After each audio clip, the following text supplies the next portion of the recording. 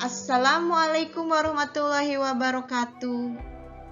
Bertemu kembali di kelas online Ibu Vini Aidayanti.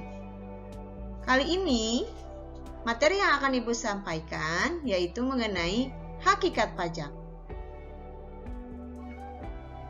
Hakikat pajak terdiri dari pengertian pajak, ciri dan fungsi pajak, hukum dan teori yang mendukung pemungutan pajak, juga jenis pajak dan ketentuan umum tata cara perpajakan.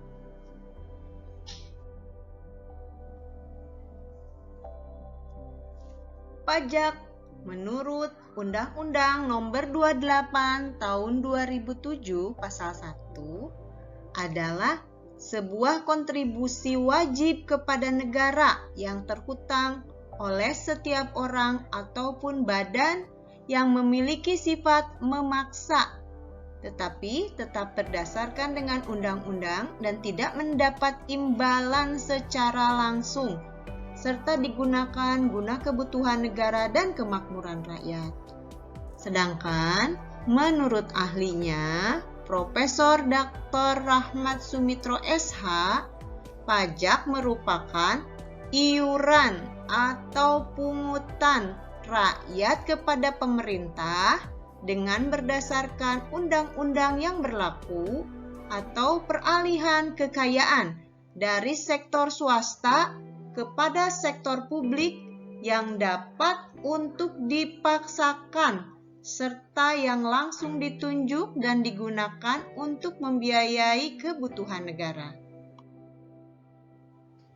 Fungsi pajak terdiri dari 5 fungsi. Yang pertama yaitu fungsi anggaran atau disebut juga dengan budgeter, yaitu sumber keuangan negara yang diperuntukkan bagi pembiayaan pengeluaran pemerintah, baik pengeluaran rutin maupun pengeluaran pembangunan sarana dan prasarana, ekonomi, sosial, dan budaya. Yang kedua yaitu mengatur, disebut juga dengan reguler, yaitu alat bagi pemerintah untuk mencapai tujuan tertentu, baik dalam bidang ekonomi moneter, sosial, kultural, maupun dalam bidang politik. Yang ketiga yaitu stabilitas. Pemerintah memiliki dana untuk menjalankan kebijakan yang berkaitan dengan stabilitas harga sehingga inflasi dapat dikendalikan. Yang keempat, redistribusi pendapatan, yaitu dipungut oleh negara digunakan untuk membiayai semua kepentingan umum, termasuk untuk membiayai pembangunan, sehingga dapat membuka kesempatan kerja yang akan meningkatkan pendapatan masyarakat. Yang terakhir, yang kelima, pemerintahan atau disebut juga representation, yaitu pemerintah membebani pajak atas warga negara dan warga negara meminta akuntabilitas dari pemerintah sebagai bagian dari kesepakatan.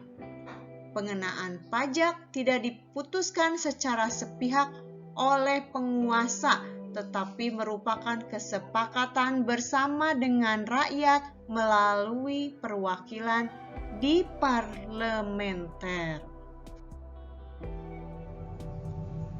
Baik, kali ini mengenai hukum pajak. Hukum pajak terbagi menjadi 2. Yang pertama, formal, yaitu mengatur cara untuk mewujudkan hukum material menjadi suatu kenyataan, membuat norma tentang tata cara penetapan pajak, kewajiban menyelenggarakan pembukuan, hak dan kewajiban wajib pajak, hak dan kewajiban fiskus, juga tata cara pemungutan pajak. Yang kedua yaitu hukum material.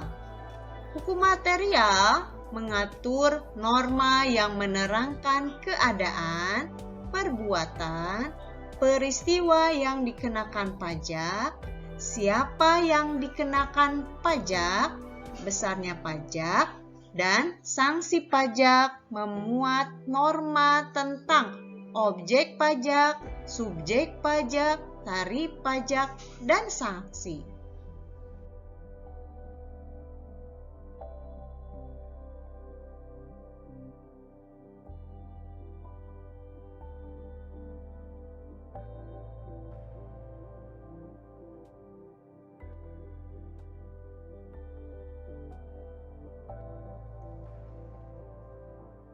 Kedudukan hukum pajak. Hukum pajak merupakan bagian dari hukum publik yang mengatur hubungan antara penguasa sebagai pemungut pajak dan rakyat sebagai wajib pajak. Contohnya, tata negara, hukum pidana, dan hukum administratif. Sedangkan hukum pajak merupakan anak bagian dari hukum administrasi atau turunannya. Perlawanan terhadap pajak. Ya, perlawanan terhadap pajak ini diantaranya ada perlawanan pasif, yaitu berkaitan erat dengan keadaan sosial, ekonomi masyarakat karena kebiasaan-kebiasaan yang berlaku dalam masyarakat. Contohnya, masyarakat yang menyimpan uang di rumah atau dibelikan emas karena belum terbiasa dengan perbankan atau tidak adanya kepercayaan terhadap pihak perbankan. Berikutnya, perlawanan aktif, yaitu serangkaian usaha yang dilakukan oleh wajib pajak untuk tidak membayar pajak atau mengurangi jumlah pajak yang seharusnya dibayar. Meliputi apa saja? Yaitu perlawanan pajak dengan cara penghindaran pajak atau tax avoidance, dan perlawanan pajak secara aktif dengan cara penggelapan pajak atau tax evasion. Jenis-jenis pajak. Pajak yang merupakan hak dan kewajiban warga negara di mana seseorang bisa menghasilkan atau memperoleh penghasilan yang sebanyak-banyaknya, namun tetap menyerahkan sebagian penghasilan tersebut kepada negara. Sebagian penghasilan tersebut selanjutnya digunakan oleh negara demi kesejahteraan bersama. Jadi secara umum terdapat 2 tipe pajak di Indonesia. Namun yang membedakannya adalah lembaga pengelolanya. Ya. Sekarang kita lihat lembaga pengelolanya itu siapa saja, ya. Yaitu berdasarkan lembaga pemungutannya. Yang pertama ada pajak pusat dan pajak daerah. Pajak pusat yaitu pajak yang dipungut oleh pemerintah pusat dan digunakan untuk membiayai rumah tangga negara pada umumnya. Pajak daerah yaitu pajak yang dipungut oleh pemerintah daerah dan digunakan untuk pembiayaan rumah tangga daerah. Berikutnya, yang kedua yaitu berdasarkan cara pemungutan. Cara pemungutan diantaranya ada pajak langsung. Apa sih pajak langsung?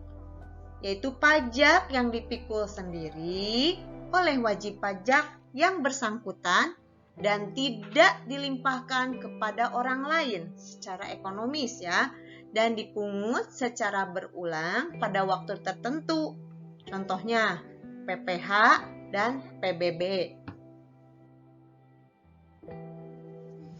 Lalu pajak tidak langsung. Apa itu pajak tidak langsung? Pajak yang pemungutannya tidak didaftar berdasarkan nomor KOHIR. Tetapi jika ada peristiwa perbuatan tertentu, pembayaran pajak dapat melimpahkan beban pajaknya pada orang lain. Contohnya yaitu PPN, PPNBM, Bea Cukai, dan Materai. Pajak yang pemungutannya tidak didaftar berdasarkan nomor KOHIR. Tetapi jika ada peristiwa perbuatan tertentu, pembayaran pajak dapat melimpahkan beban pajaknya pada orang lain.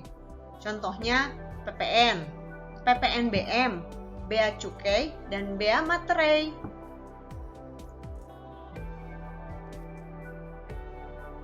Sekarang berdasarkan sifat pemungutan, yaitu ada pajak subjektif dan ada pajak objektif. Pajak subjektif, pajak yang pengenaannya memperhatikan kondisi atau keadaan wajib pajak. Sedangkan pajak objektif, pajak yang pengenaannya pertama-tama memperhatikan objeknya, benda, keadaan, perbuatan, peristiwa yang menyebabkan timbulnya kewajiban membayar pajak, kemudian ditetapkan subjeknya. Contohnya apa? PPN dan PPNBM.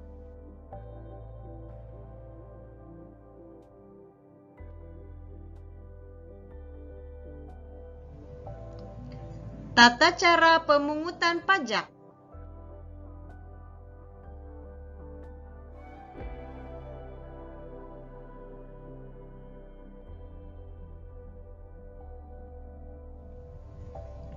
Yang pertama, ada cara pemungutan pajak. Yang kedua, sistem pemungutan pajak.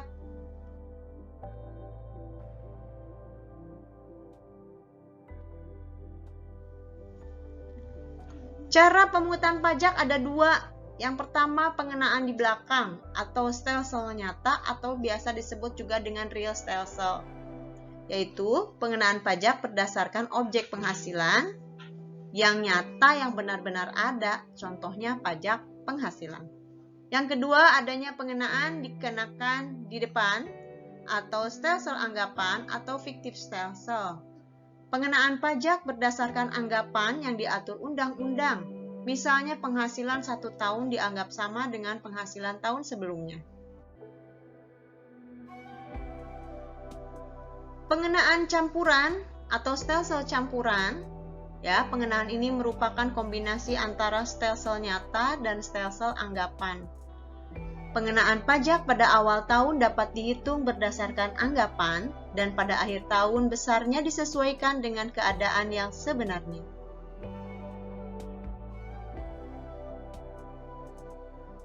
Sistem pemungutan pajak terdiri dari yang pertama ada Official Assessment System, ya. Kedua, Self Assessment System, Share Withholding System. Official Assessment System yaitu merupakan suatu sistem pemungutan pajak yang wewenangnya untuk menentukan besarnya pajak yang terutang oleh wajib pajak yang terletak pada fiskus atau aparat pemungut pajak tersebut. Self Assessment System yaitu suatu sistem pemungutan pajak di mana wewenang untuk menentukan besarnya pajak yang harus dibayar oleh wajib pajak terletak pada pihak wajib pajak yang bersangkutan. Kalau withholding system yaitu suatu sistem pemungutan pajak yang menyatakan bahwa jumlah pajak yang terutang dihitung oleh pihak ketiga, bukan wajib pajak dan juga bukan aparat pajak atau fiskus. Syarat pemungutan pajak. Yang pertama, pemungutan pajak itu harus adil. Itu syarat keadilan ya. Yang kedua, ada pengaturan pajak harus berdasarkan undang-undang, yaitu berdasarkan syarat yuridis. Yang ketiga, pungutan pajak tidak mengganggu perekonomian atau syarat ekonomis. Keempat, pemungutan pajak harus efisien dengan syarat finansial. Dan yang terakhir, sistem pemungutan pajak harus sederhana.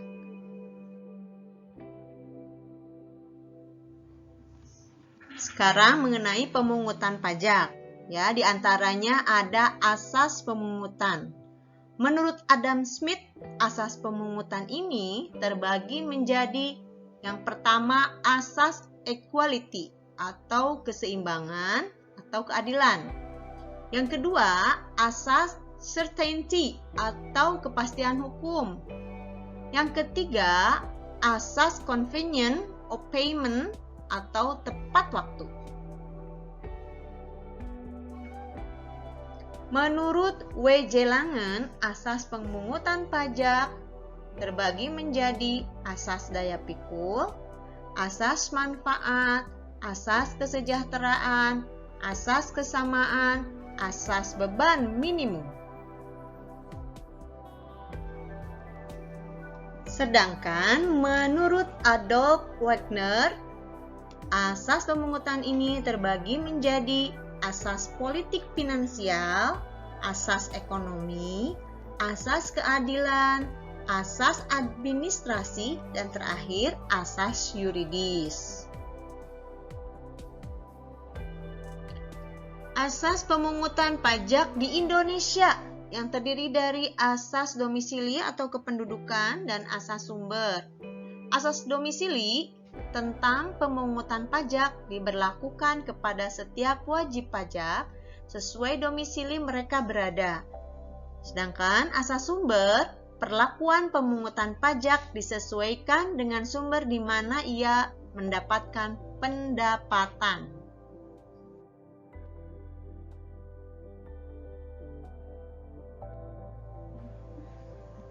Ada pertanyaan? Semoga kalian bisa belajar hal yang baru.